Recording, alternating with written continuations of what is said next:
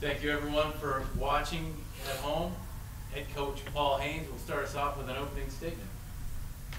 Again, good road win by our guys. I thought we played better in all three phases. A lot of things we still got to clean up and get better at, but pleased with a lot of things that definitely happened on what we challenged our guys with. We always challenge our offense with running the football, and I think we did that effectively with our offensive line and also our tight ends. We also did a good job on blocking the perimeter. Defensively, we talked about stopping the run. We thought Buffalo had really good running backs, so we did a good job of stopping the run. Plus, we challenged our DBs that we had to do a really good job, in the corner. Their tight end was their leading receiver, and it got a great height advantage on our guys that we play, but our guys did a really good job against him. We didn't do a very good job of finishing, that game defensively. We gave up a bunch of yards in the fourth quarter, and we wasn't very good in the red zone. So those are the things that we got to make sure that we clean up here moving forward. You talked about that offensive line. Just heading into the active week, you moved Putoff to center, Shinsky to right guard, Millen to right tackle, where they've all had a little bit of experience in the past. Do you feel like you've kind of got the right combination now, what you want moving forward for the rest of the year with them? Yeah, I think that's solidified that in the way that we'll definitely sit there and keep those five. I think, when you're talking about an offensive line, they got to sit there and they got to gel together. The communication has to be on point with those guys, and I think those five guys definitely feel comfortable at their spots and where their guys are.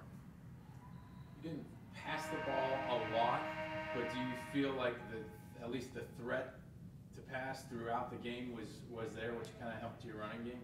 Yeah, I think it's always there, and the way that Nick is throwing the football effectively. He had a couple missed throws that we had some open guys that he'll continue to get better at, but the more effectively that we throw the football, I think it'll open up our run game even more, and you got to have it as a part of your game. You can't just sit there and just throw. There's so much misdirection that you can have, so only so much misdirection that you can have. So we gotta be able to throw it downfield and throw it downfield effectively. That long run by Matthews at the end, is that kind of a sign that it was just a run up the middle, yeah, that you can't sleep on your offense in a lot of aspects. In a lot of ways, we can get you. Yeah, and I think with Will, you have Will, and you also have Miles Washington. Again with Justin banged up a little bit, their roles are going to have to step up for us a little bit this week. So, but we feel good about those two guys also too. You were adamant that there would be no Akron hangover last week. What did you see in practice or in preparation to lead you to believe that you would come out and start fast like you did? I always, in those situations, we always lean on the senior class. And really it's the way that the senior class prepares, it's the way that the senior class comes out in practice and attacks practice is really on how everybody else kind of goes. And when you have guys like Fackler, when you guys have guys like Reno, when you have guys like Nate Holley and Terrence Waugh going out there practicing very, very hard, the rest of the guys just sit out there and practice too. We've always had the theme of move on, and don't, we call it flush it. We're going, after every bad play, you got to flush it and you got to move on. It's the same way with the game. Win or lose, like this game is over for our guys, and we got to make sure that we move on. And again, but we put a lot on our senior class to make sure that they control the locker room, and they've done a good job with the locker room. In that same vein, you were also, one of your concerns was, okay, now we've lost the surprise element with Nick. Do you think the two early runs, the long runs early on, kind of set the tone that this is not a fluke, this is a sign of you're going to deal with this each and every game now? Yeah, and you look at the first one. The first one was just a great effort. The first long run was just a great effort play where everybody kind of relaxed and they thought he was down. So that was a good job. The other ones that we did a good job, again, we got to give the credit to up front. You know, they're doing a good job of putting a hat on the hat. They're doing a good job of grinding out their blocks. So again, it's gelling. We got to keep adding on to it, though. Yeah. We got to make sure that we can continue to add plays to it, continue to add formations to it, so guys can't get a beat on exactly what we're doing. Last one for me, and I know you talk about team, but one of the things I noticed from the Akron game is that Nick and Nate were the last two guys off the field. They had every reason to sprint off the field, Right. but they stayed out there until the last Akron player was congratulated. Could you talk about what they mean, what guys like that mean to a program, and then is there such a thing as karma? If you play and handle yourself the right way, good things will happen? Yeah, I think it's definitely, you know, they prepare the right way. They have great attitude. They're great team guys. You know, so again, their hard work is paying off. If you come over the summer, those two guys are, you know, always trying to compete and always trying to win races and things like that. So they're the hard, when your better players are the hardest working guys on your team, you got a chance. You know, so I think in the rest of the guys feed off of those guys. And every football team I've ever been a part of, you know, you have leaders, and then you have guys who are, you know, so-called leaders, and then you have your heartbeat of your program. And sometimes they're not the same. But I think these two guys, again, are what you call the heartbeat of your program, just because of the way that they work and their work ethic. You know, you can look at the change of offense, and our offensive staff has done a great job with implementing this offense so fast. But if you talk to the individual guys, it's just the way that Nick carries himself in front of the huddle. And if there is a negative play, he just comes back and it's all right, we're okay. And I think I've always said that about a quarterback. I don't know anything about, you know, the throwing motion and all that, but you just need a presence in front of that huddle.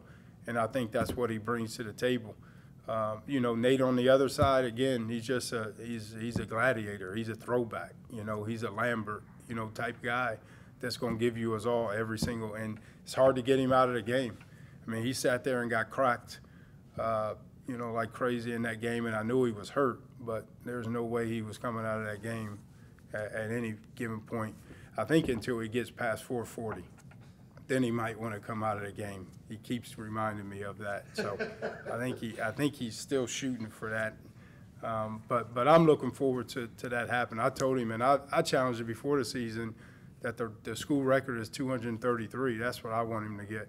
You know, it's 233 tackles in one season. So, and I think he's sitting there, and he can. It's going to be tough for him to get it.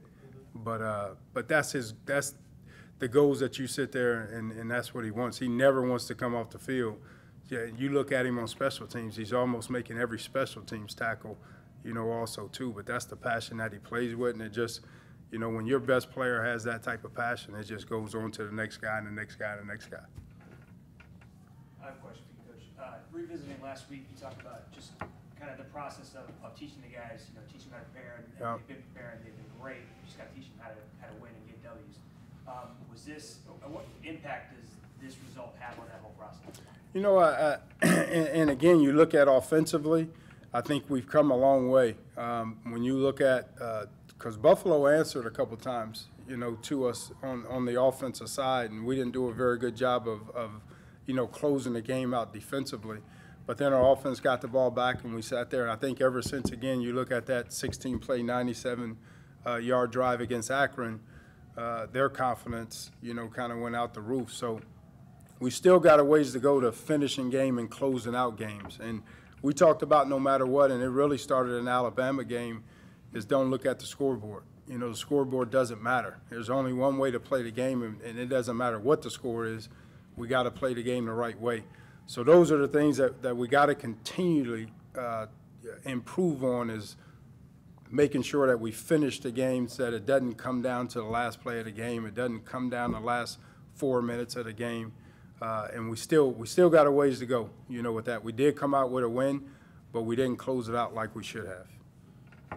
Coach, you talked about special teams. When you look back at the Akron game, the exception this time of maybe one kick that was wind blown. Yeah. The coverage was excellent, both in punt and kick return, and then also getting a big special teams play when you answered the first Buffalo touchdown.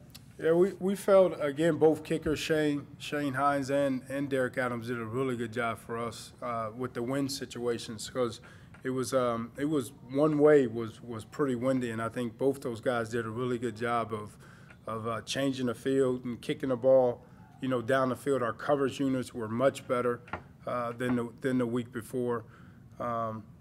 So we have to continue that. We sat there. It was funny. We came out in the third quarter, and we actually took the win, to try to get it in the fourth quarter. So we went against the wind halfway through the third quarter. The wind shifted, so we didn't even get it, in the fourth quarter. But Derek did a good job of putting the ball, and Shane did a good job of especially the kickoffs.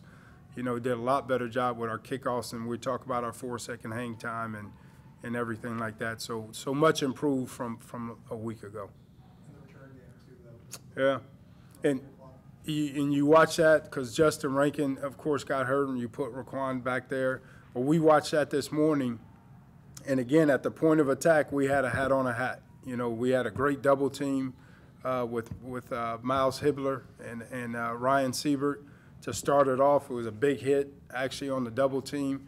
And then we froze it right when Raquan was hitting when he was hitting the hole, and we had a hat on a hat. So, again, when you talk about execution, when you execute, big things that happen, and, it kind of confirmed validity there when we watched the tape. Buffalo had did pretty well on third down offensively, but it seemed like every time you really needed to stop, you got one. Is that due to just staying disciplined? Yeah, and he kind of a bend no break you don't like. And there was a couple times that I thought the quarterback made great throws, and if we would have did a little bit better job in sinking in coverage, he would have had to throw a little bit better ball. So we kind of gave him a couple, with just our fundamental and technique. But I thought he did a really good job of throwing it in there, especially on third down. But those are the things you got to make sure that you get better at, because, again, in close football games, those are the things that make the difference. So we got to get better defensively on some of those third down situations, and really the red zone. You can't let them, go 3 for 3 in the red zone. Najee Murray stood out a bit with 5 pass breakups. Is that a case where they try to pick on him with the size difference, and he just comes through, finds a way to get to the ball? You know what? A little bit, and then they showed a little bit of a couple different things with the spot route that they were running out of the bunch set. They haven't really shown that before, and Najee, the way that Najee was playing it was really good.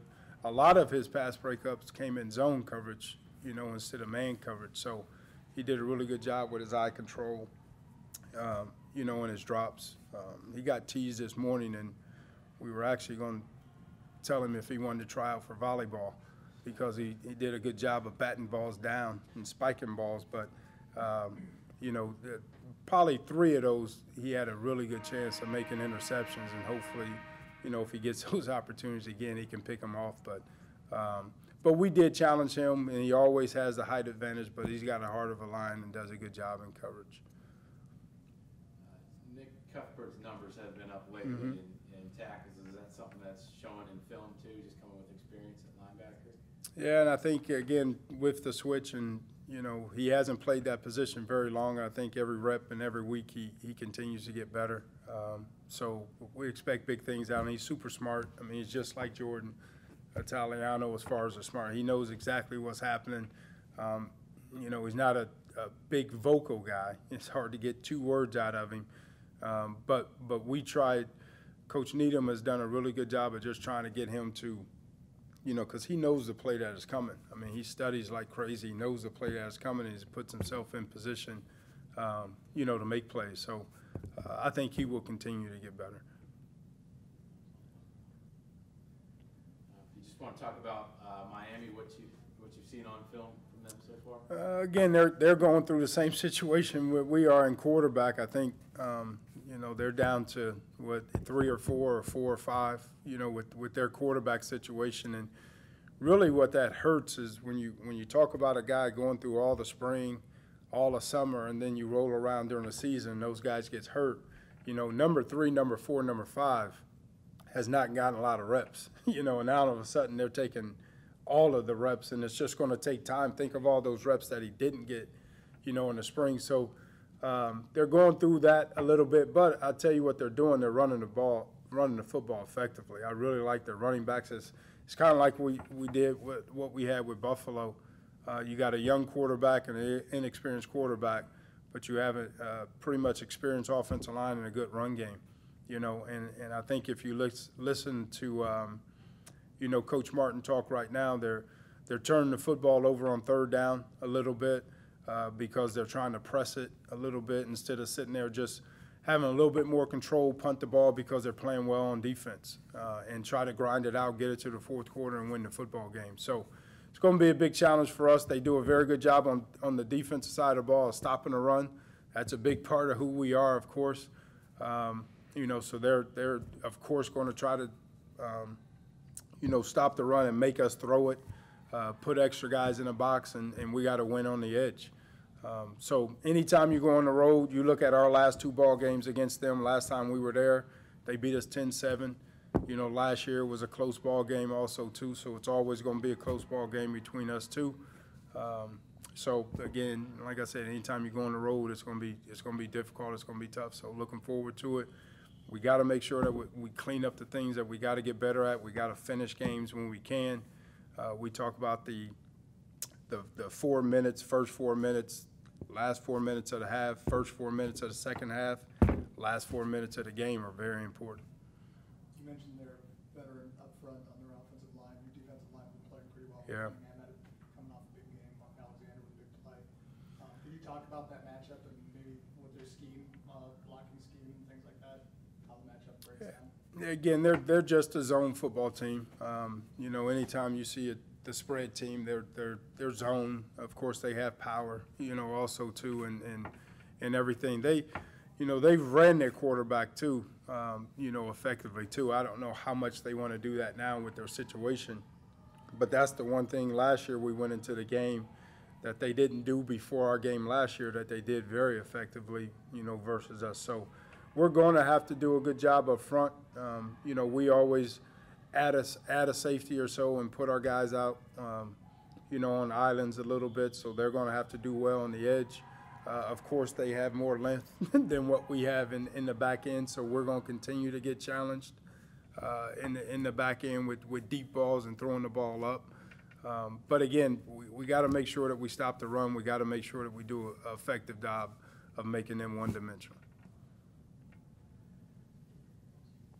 All right. Thank you. We'll see you at 2:30 Saturday in Oxford. All right. Appreciate it. Go Flashes.